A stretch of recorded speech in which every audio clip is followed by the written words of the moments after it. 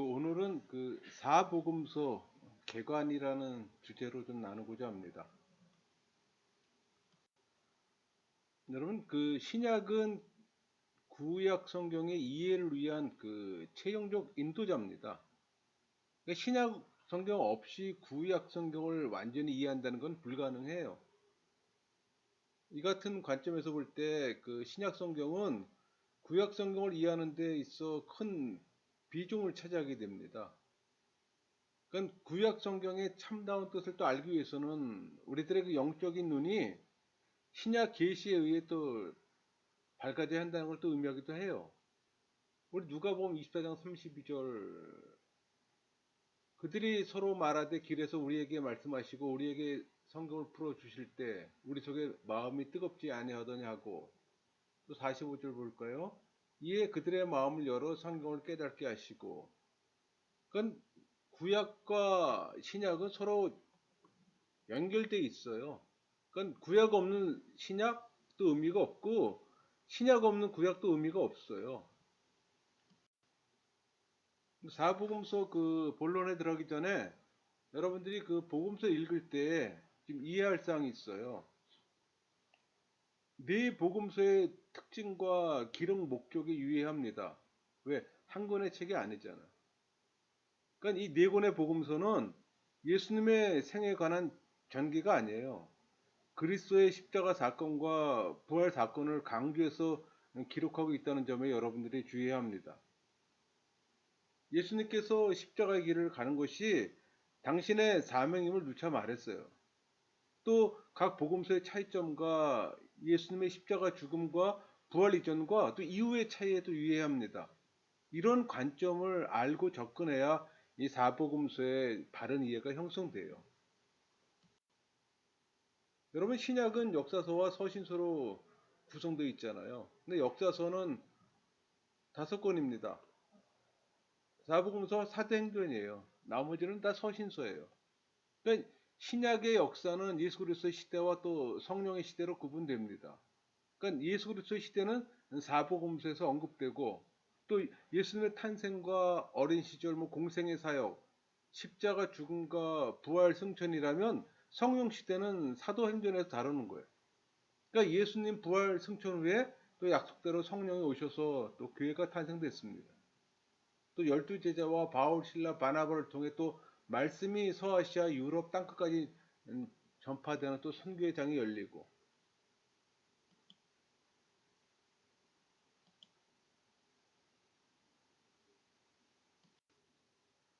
이 사복음서의 중요 내용을 살펴보면은 사복음서 모두 예수 그리스도의 생애, 이 생애라 하면 그분이 하신 일과 하신 말씀을 의미합니다. 그 생애를 기록했어요. 그러니까 사복음서가 일치하는 부분들입니다.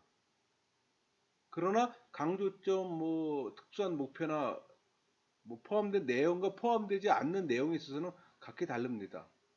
그것은 마치 신문기자 4명이 동일한 사건을 취재하기 위해 파견되었던 것과 마찬가지로 각자는 자기들의 독자들을 위해 다른 이야기와 다른 관점을 갖고 옵니다.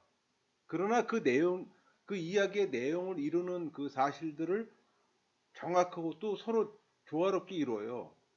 그러니까 신약은 보이지 않던 하나님의 형상과 사랑이 예수님 탄생과 공생의 3년을 통해 나타나는 과정이기도 합니다.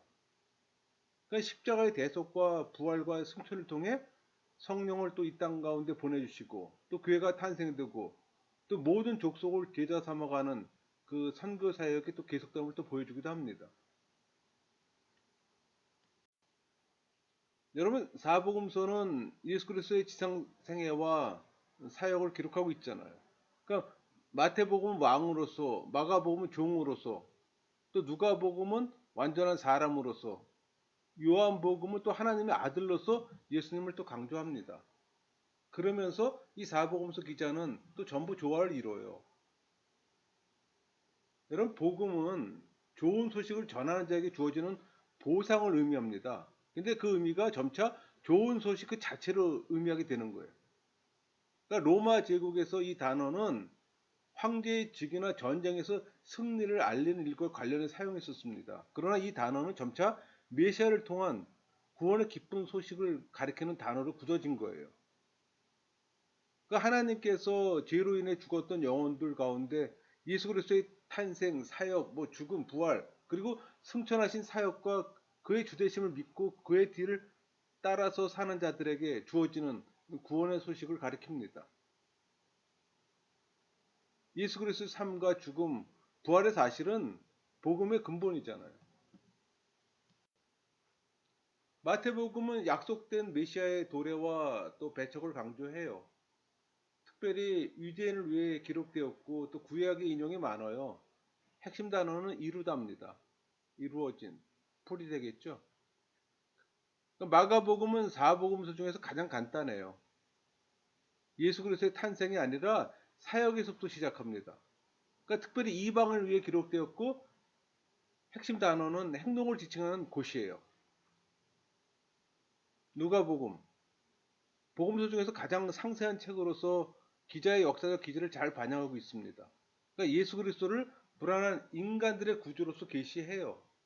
핵심 단어는 인자입니다. 요한복음, 표면상 공관복음과의 다소 차이는 있지만 그것들과 조화를 잘 이룹니다. 핵심 단어는 믿음이에요.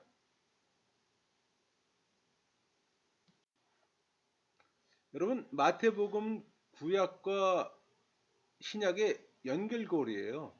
그러니까 예수님은 구약의 언약과 예언의 성취, 그리고 구약의 예언들과 상징들에 기초합니다.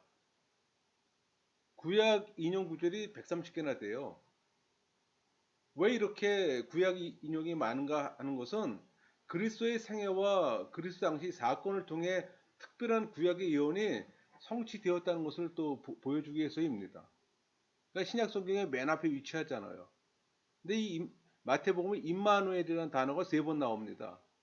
그 나온 기록의 이유 중 하나가 맨 앞에 위치하는 겁니다. 무슨 말인 거 아니? 임마누엘은 구약의 요약이자 언약의 출발이에요. 이 언약의 성취가 임마누엘, 우리 함께 하시다는 뜻이잖아요.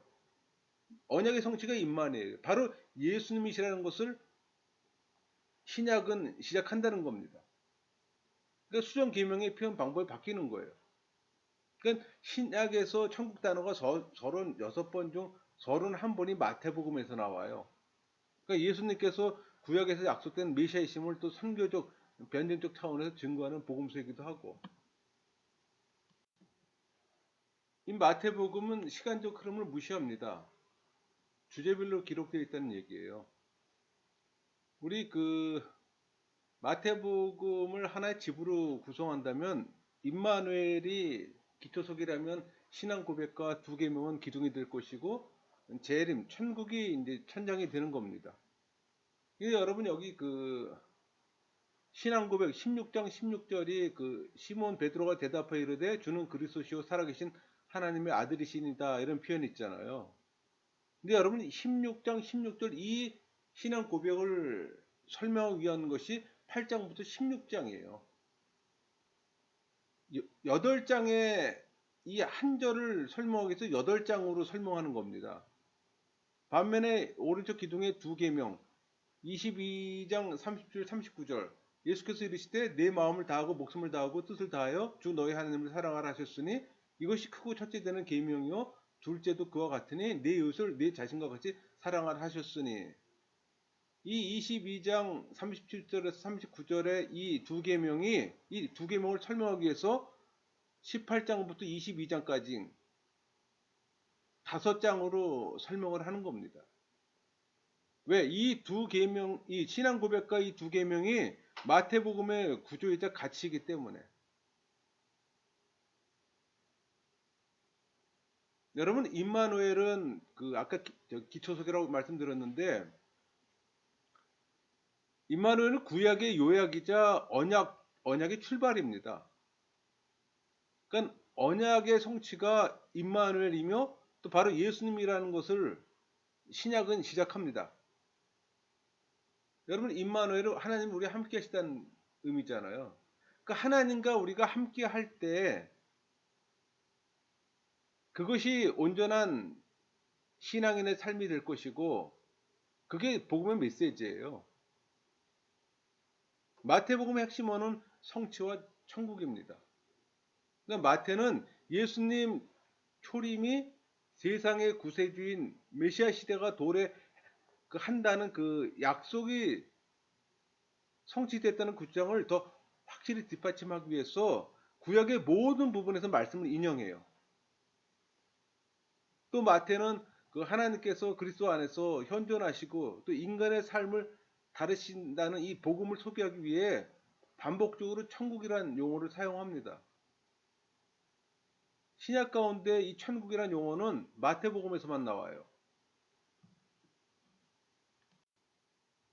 또 마태는 예수님께서 유대인의 왕으로 오셨다는 사실을 유대 민족에게 알리기 위해서 이것을 기록했고, 또 예수님은 오랫동안 선지자들에 의해 예언된 메시아임을 구약을 인용하면서 잘 증명하고 있어요.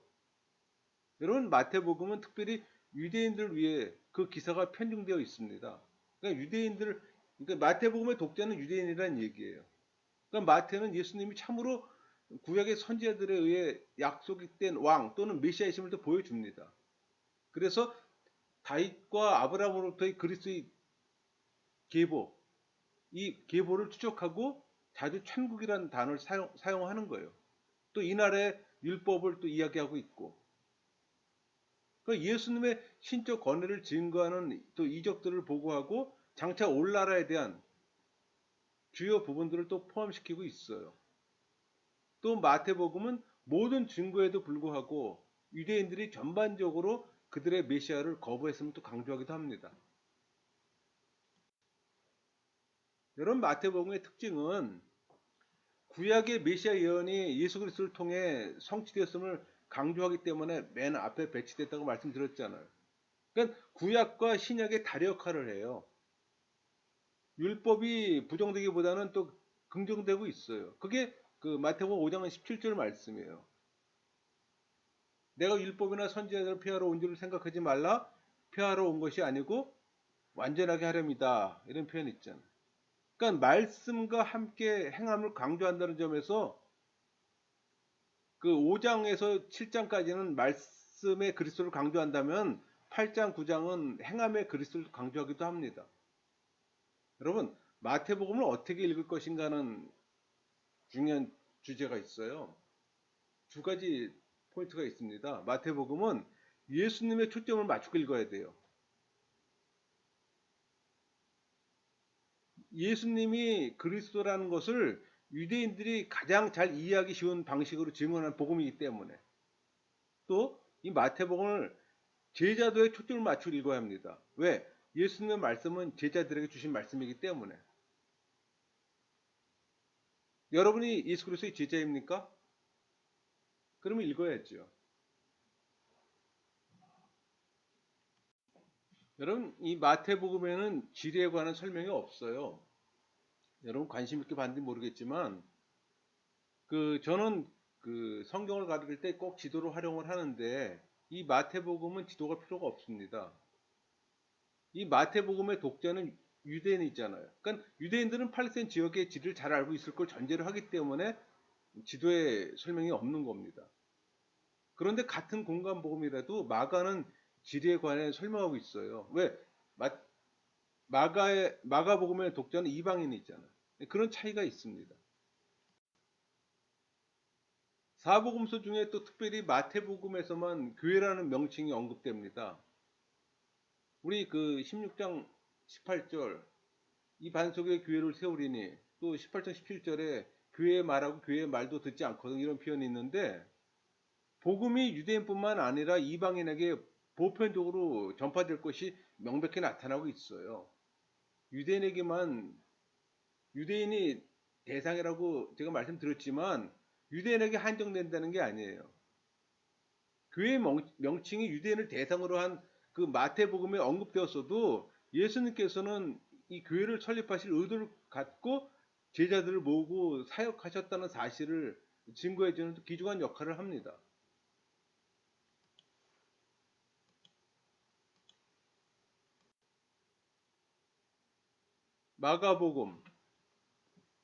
마가복음에서 강조된 신학적 요소는 예수님의 인성이 강조돼요.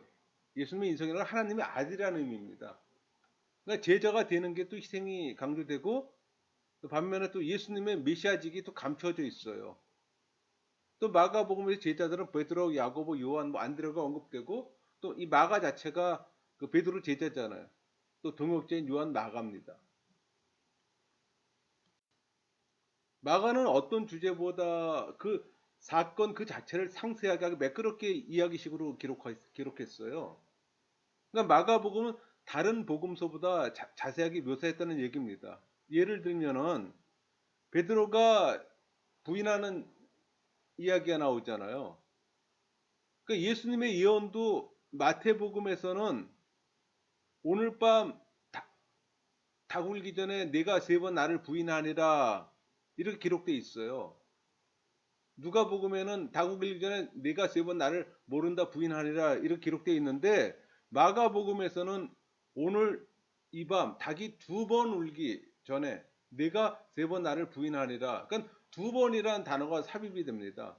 더 구체적으로 기록하고 있는 거예요.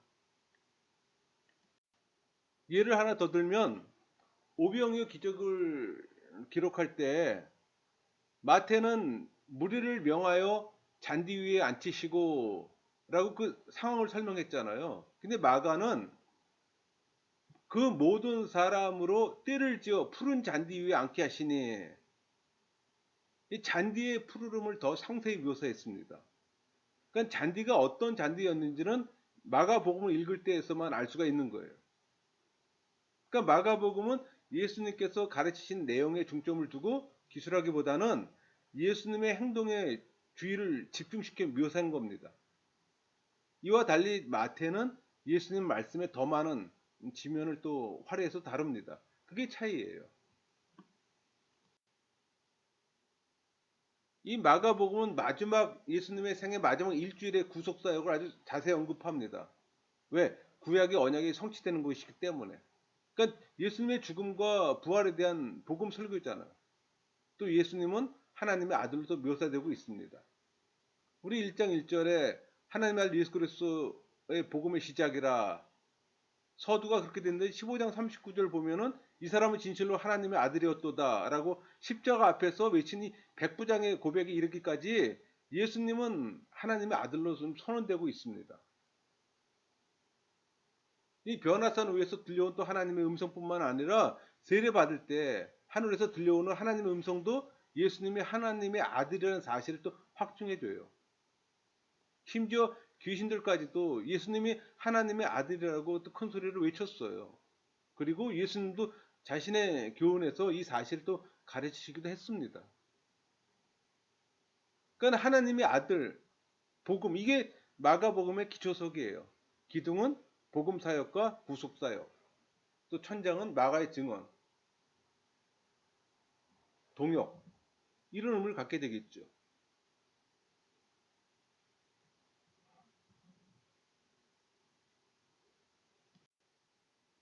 이 마가복음의 고유 자료는 적어요.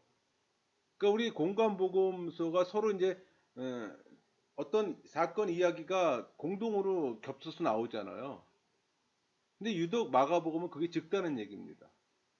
그러니까 그게 적다는 게 무슨 얘기냐면은 공동으로 이루어진 사건의 이야기는 많은데 독창적인 자기만의 내용이 적다는 얘기. 그 하단에 잘하는 씨앗 비유, 김옥고 어느 한 자의 치유, 베스다 소금 치유, 뭐 이렇게 몇 가지 안 돼요.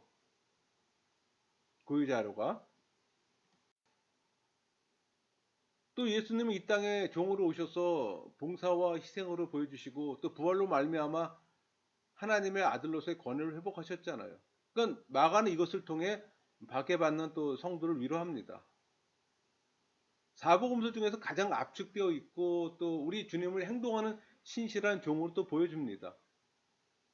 또 교훈적인 자료들을 생략되고 또 사건들을 신속하게 전개하는 게 특징이에요. 또 마가는 그리스도의 세계와 탄생마저도 그냥 너무 생략합니다. 그 대신에 그는 10장 45절을 인용해 보세요. 인자가 온 것은 섬기려 받으려 함이 아니라 도리어 섬기려 하고 자기 목숨을 많은 사람의 대성물로 주려 오신 사람의 사역을 강조합니다. 누가복음, 누가복음에 기록된 많은 이야기들을 대비를 이용해서 보다 선명한 메시지를 전하는 게 특징이에요. 그러니까 누가는 예수 그리스도에 대한 사실을 상세히 기록하고 있습니다. 그러니까 예수님을 따르는 일이 사생결단을 요하는 문제가 되는 이 시대에 자신이 살고 있음을 또 알고 있었어요. 그래서 누가는 세례 요한의 탄생 기사를 아주 상세히 다룹니다. 세례 요한과 또 예수님의 관계를 구체적으로 설명해요.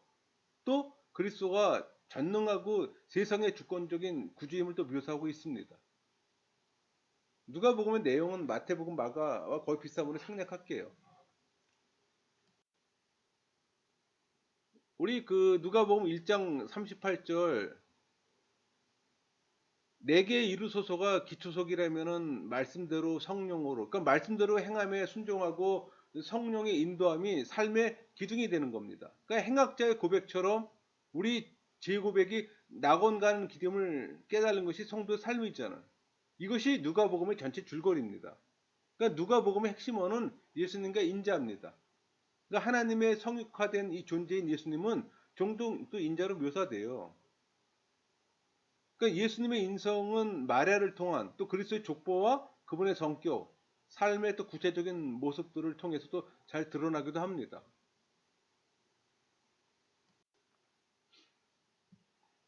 누가복음에서는 이 예수님은 하나님인 동시에 완전한 인간이라는 사실을 밝힙니다. 그렇게 함으로써 그 불완전한 인간들, 죄인들을 얘기를 하는 거죠. 이 불완전한 인간들의 구지임을 또 이방인에게도 말하고 또 그들의 믿음을 더 굳게 해요. 그러니까 누가복음은 특별히 헬라인들에게 호소합니다. 그러니까 누가복음의 독자는 헬라인이라 이방인이라는 얘기예요. 의사 누가는 또 예수님이 완전한 사람 또는 이상적인 사람이심을 또 보여주려고 노력해요. 그러니까 사복음서 중 가장 연대기적 관점에 쓰여져 있기에 예수님 사역을 추적하기에는 용이합니다. 그래서 사복음서를 묶어 설명할 때 누가복음과 요한복음을 활용하면 최상의 방법이에요. 보통 사복음서를 각권으로 설명하는 분들이 많잖아요. 근데 예수님 생애를 기준으로 해서 네 권을 묶으면 가장 완벽한 강해안이 만들어집니다. 또 그렇게 강의하시는 분들이 많이 늘고 있어요. 복음서 중에서 가장 철저하게 다른 복음서들에게 볼 수 없는 수많은 이적들과 비유들을 포함하고 있습니다. 그러니까 그리스도의 탄생과 유년 시절에 관해 우리가 알고 있는 것들은 대부분 이 누가복음서에서 얻어진 정보들입니다.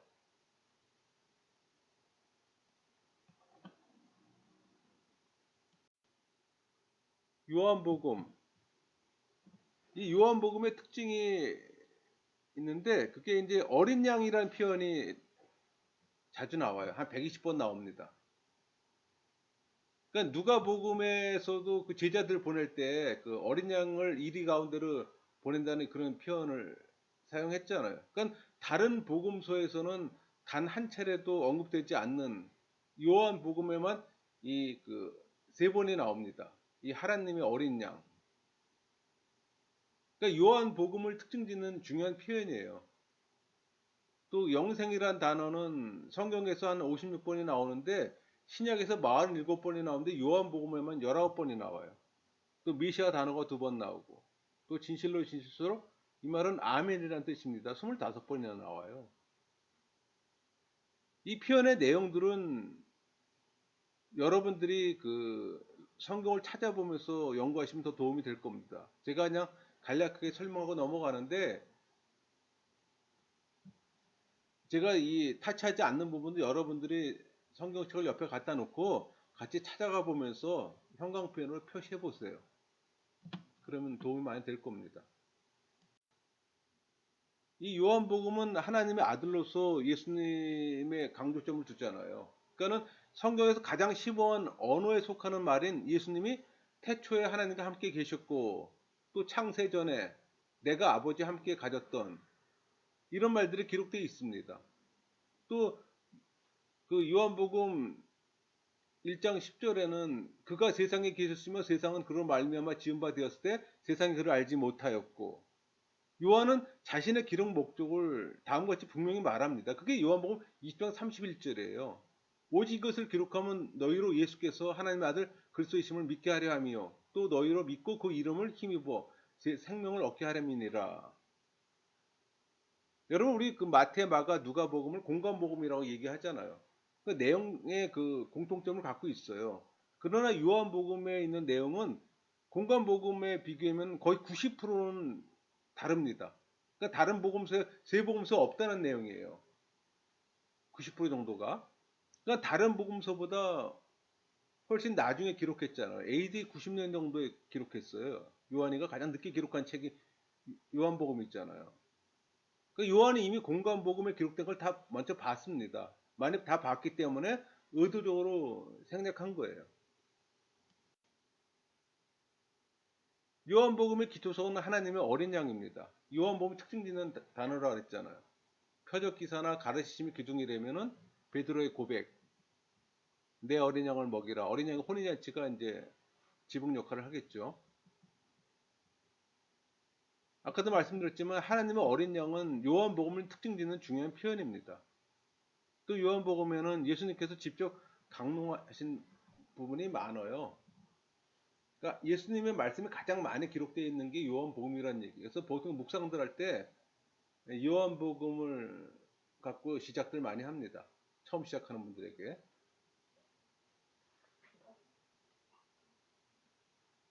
그러니까 하나님 아들에 대한 이 지적, 영적 그 확신을 강조하고 있고 또 자녀를 향한 하나님의 사랑과 그리스도인들 간의 사랑을 또 말하고 있습니다.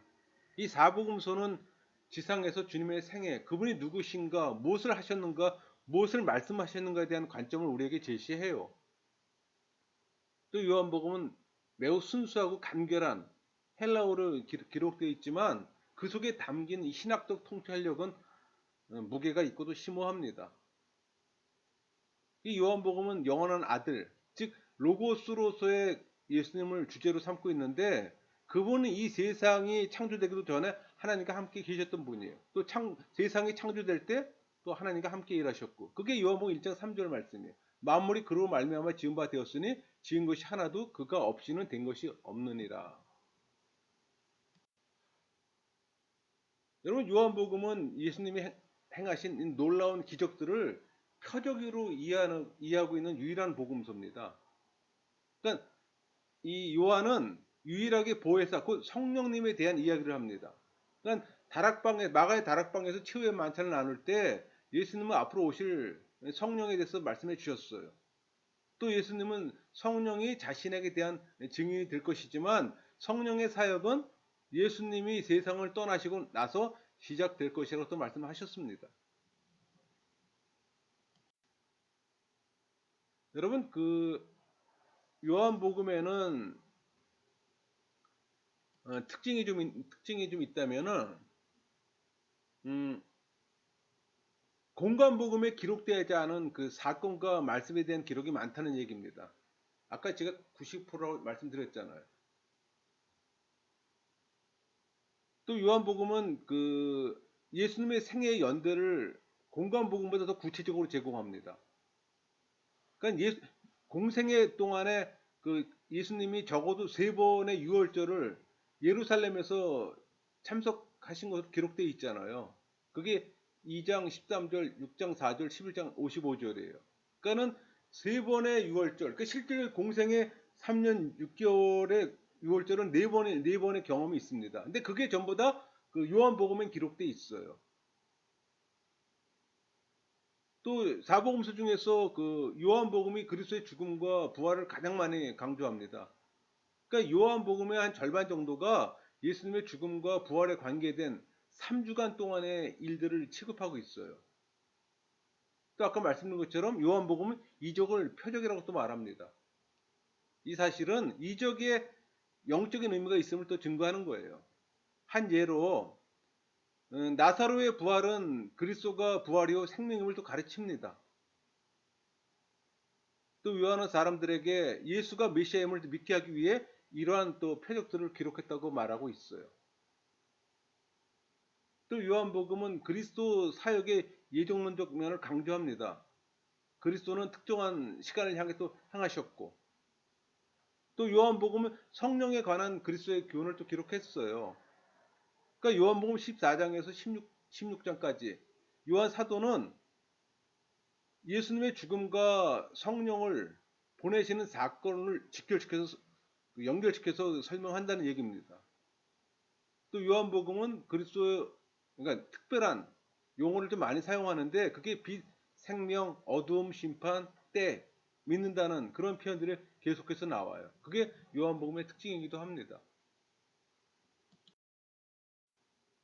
그리고 여러분, 요한복음에 나는 뭐뭐시니라, I am, 이 표현이 나오잖아요. 그게 7번이나 반복돼서 나와요.